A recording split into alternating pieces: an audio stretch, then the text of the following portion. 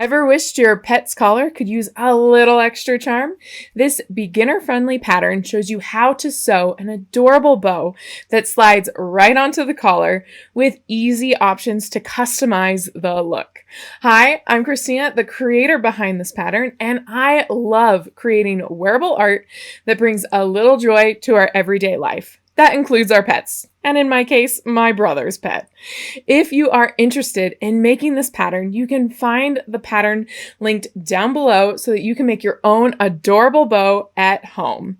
If you enjoy sewing along with this project or want to see how you can start digitally pattern drafting or making your own sewing patterns, make sure to like and subscribe to see other fun videos in both sew-alongs and digital pattern drafting. Let's go ahead and grab our materials and make this adorable bow.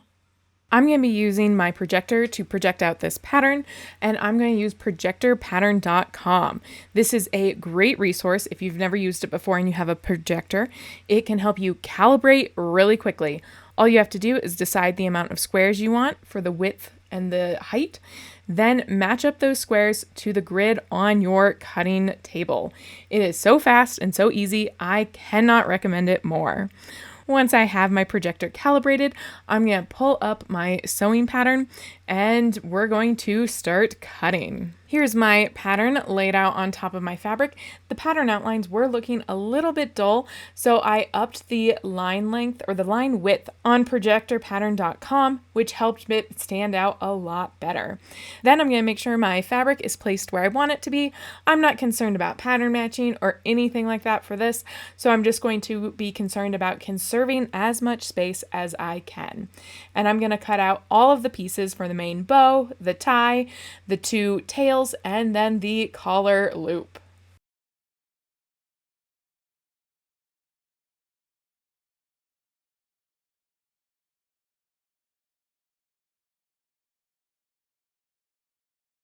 Once everything is cut out, I'm going to move over to my sewing machine and I'm going to start sewing. I'm going to start by sewing the tails, and I'm first going to put in a safety pin with the head pointed towards the flat part and away from the point so that I can turn this tail right side out really easily.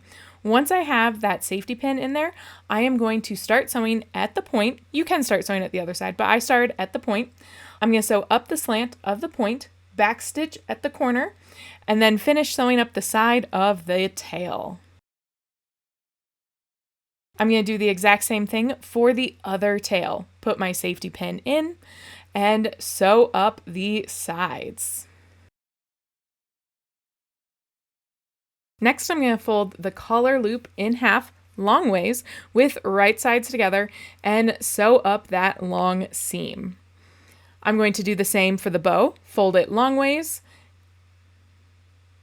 with right sides together and sew up the seam.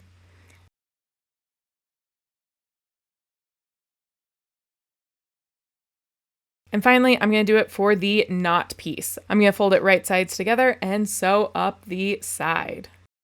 Now that I have everything sewn, I'm going to move over to my ironing board and start ironing my seams open. I'm going to start with the collar loop and I'm going to press one seam back, then flip it over and press the other seam back.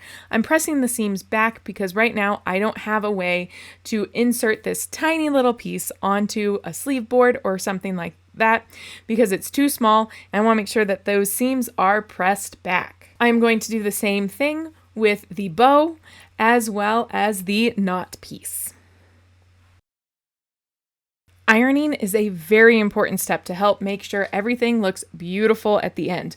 This is what will make your garments and accessories really stand out and look amazing and not puffy and possibly homemade.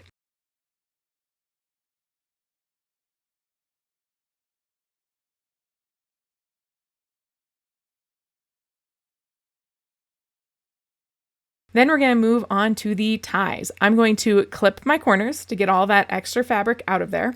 Then I am going to press open my seams just like I did on the bow and the collar loop and the tie. We just want to press those back so that we can easily press them once we have flipped our ties. And here's the second one. We're going to clip our corners and press open our seams.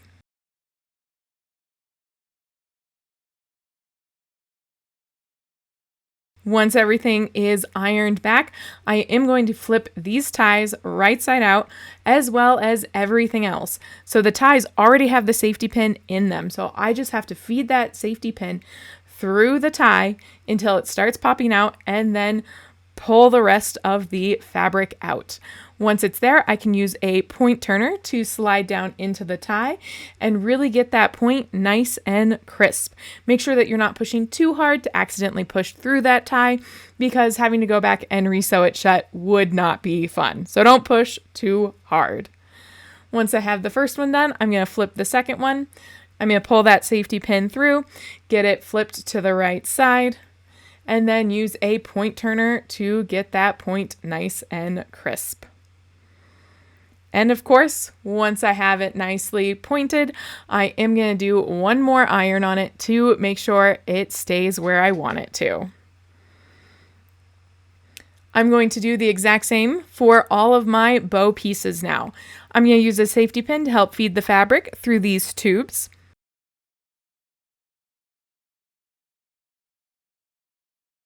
And once I have them fed through, I'm going to center the seam instead of having the seam either on the top or the bottom.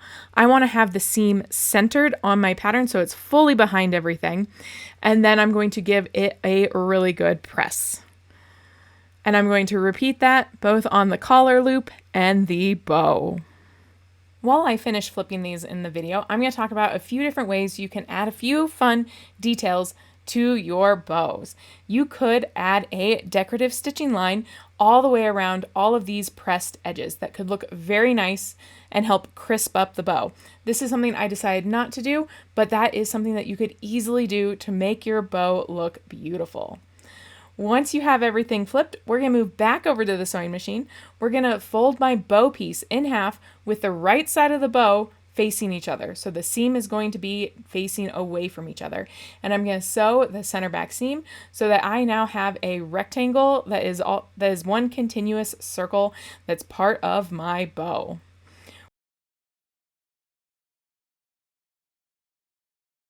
Once I have that, I'm going to fold over the top part of my tie piece, and I'm going to put a pin in it so that it maintains that fold. Then I'm going to gather in my bow,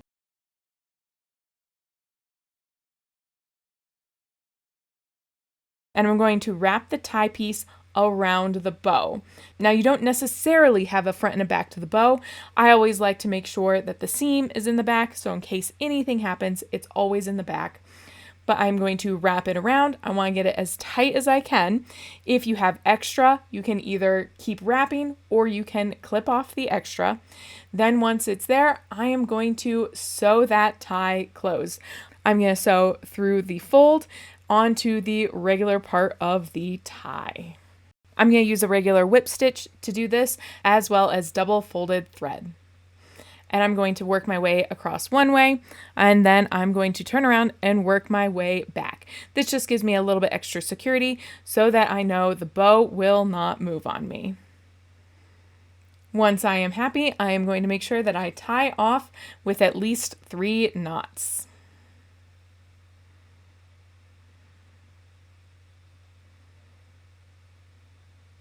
And then clip my thread. There we go. Now we're going to be working with the bow tails. You want to determine the length that you want. If you want them a little bit shorter, which I decided I did, I'm going to cut off the very top of them so that I don't have so much tail hanging down. I'm going to take a hand sewing needle and whip stitch around the raw edges, securing them to the bow. I'm also going to do this on the opposite side that I want them to eventually hang. This way I'll be fully able to hide those raw edges underneath. Because once I have it sewn one way, I'm going to flip it down so that now the tails are hanging down the way I want them to. And I'm going to tack both sides of the tails down so that those raw edges are completely encased. Once they are fully sewn, I am going to add on the collar loop. I'm first going to start by folding down a little edge of that collar loop. You can also fold the raw edges to the inside to help the longevity of the collar loop.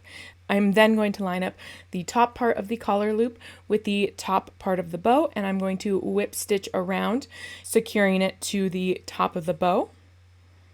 Then I'm going to move down to the other side of the collar loop, and I'm going to either flip in the raw edges or turn under and whip stitch to one of the bow tails. You will want to make sure that your collar loop is wide enough that you can feed it onto your collar. Sometimes those collar buckles are a little bit bigger, so it's something to think about.